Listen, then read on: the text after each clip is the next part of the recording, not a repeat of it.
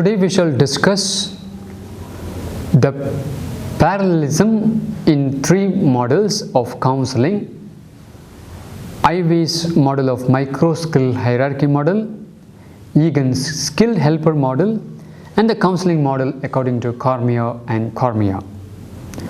Let's discuss what is commonalities and what are differences in these three models. First of all, in terms of number of stages, the micro-skill hierarchy model according to Ivy and Zalakit has 5 stages.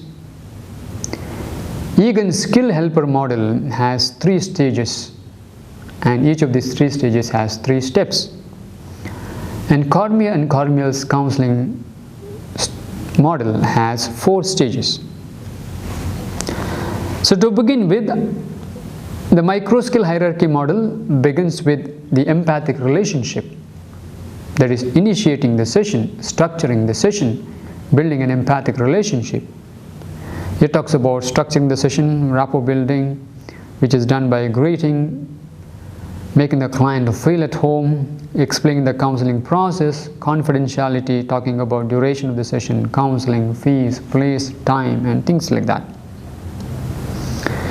For Egan, as I understand, the preliminaries like structuring of the session, rapport building, and such things are taken for granted or implied. He does not specifically talk about this in his model.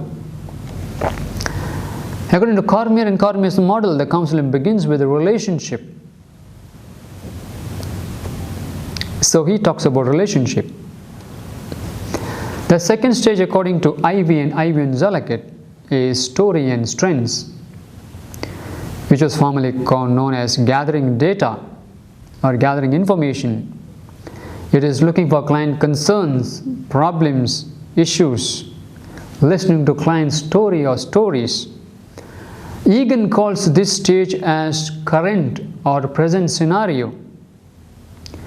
The 3 steps are known as, first of all, A. Step A is telling the story, helping the clients to tell their stories. Here the relationship skills and communication skills of the counselor are more important. Then identifying in step 2,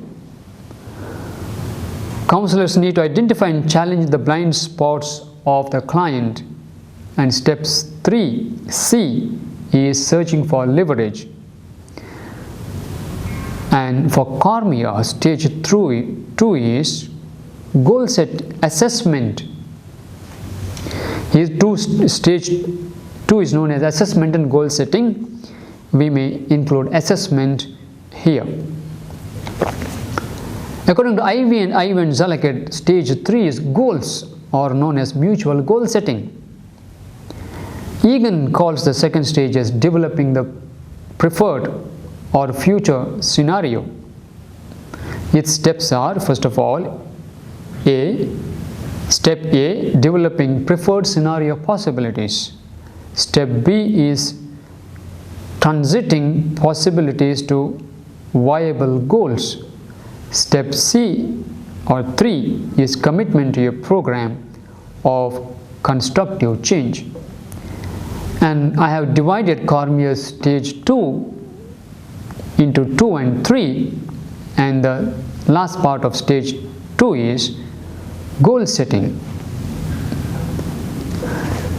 Stage 4, according to micro-skill hierarchy model, this is a stage of restory, that is working and exploring alternatives. For Egan, this is developing how to get there.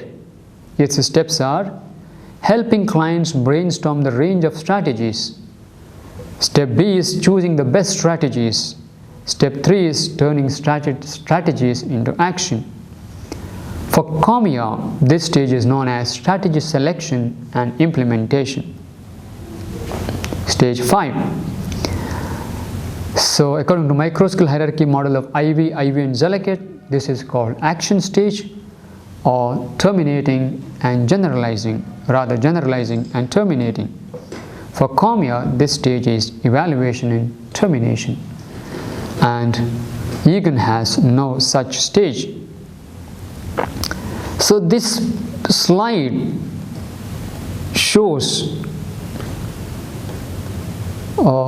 presents all three models in a single slide.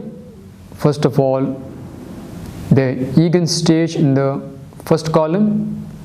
In the second column, it is micro skill hierarchy model of counseling, and the third column it is Egan's skilled helper model.